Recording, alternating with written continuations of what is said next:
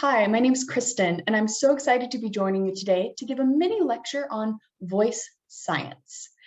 I'm a member of Servire, and I'm also working on my PhD in voice science in Vienna, Austria right now, where I try to sing as much as is possible in a pandemic, and I'm also teaching singing. So enough about me, let's get into the voice science. Do vowels exist? That's a really loaded question. I don't expect you to have the answer to that.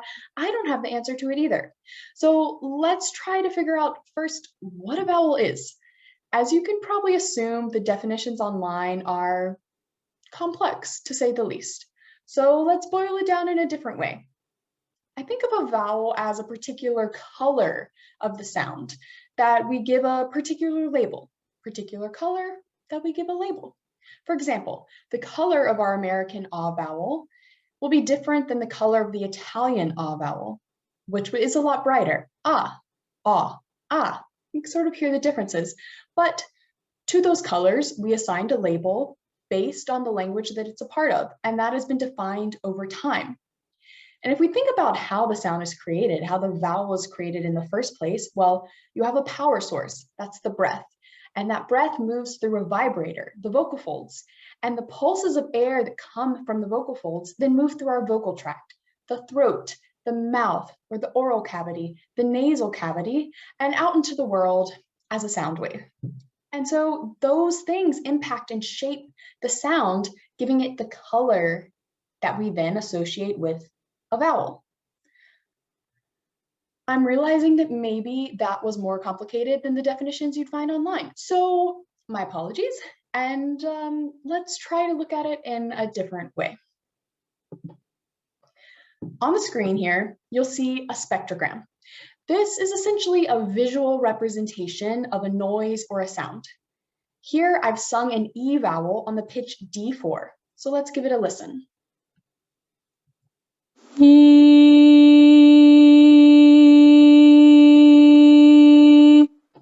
Okay, so this big bulky red chunk that you see right at the number 300, that's the pitch I'm singing, an E on D4.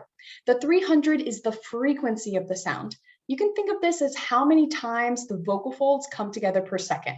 So yeah, approximately 300 times per second.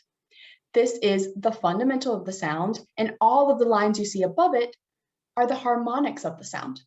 So let's break this down a little bit further. I'm going to play just the fundamental of the sound.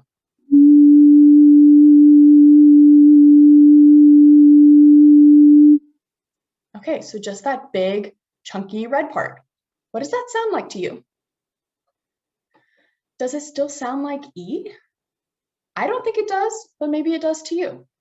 Or does it start to sound like another vowel? I hear it as closer to oo.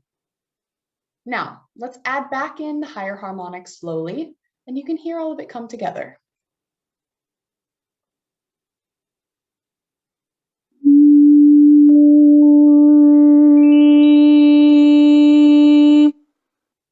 Pretty cool, right?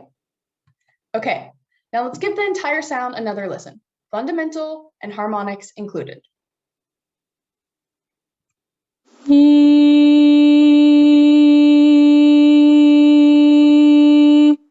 Okay, definitely an E, right? Now, let's listen to just the highest harmonics right at the top.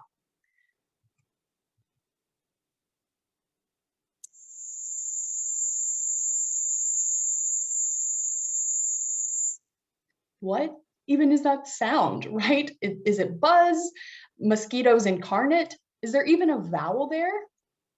And now, what does this sound like as we gradually add the harmonics back in and the fundamental?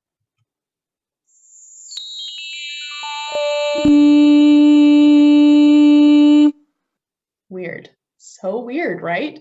It's amazing that we can create such complex sounds with our bodies, with our voices.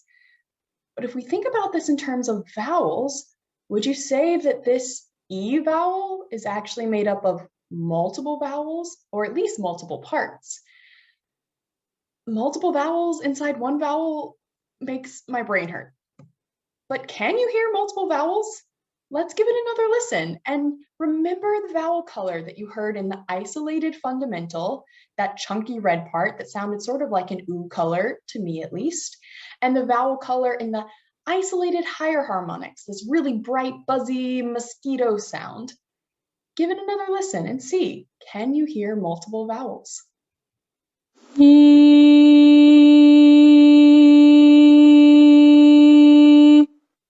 Maybe yes, maybe no. This idea of hearing multiple colors or vowels within one sound is explored in voice scientist Dr. Ian Howe's work on absolute spectral tone color. If you want to learn more about this, please contact me. But for now, let's get back to the main question. Do vowels exist? What do you think? If a vowel is actually made up of multiple vowels, is it still a vowel? Who knows? But it's certainly interesting to think about, or at least I think it's interesting to think about. And with that, I'm going to stop trying to confuse your brains. Thank you so much for tuning in, and thank you so much for supporting Servire. If you have any questions or want to chat more about what a vowel is, please contact me. Thanks so much for your time.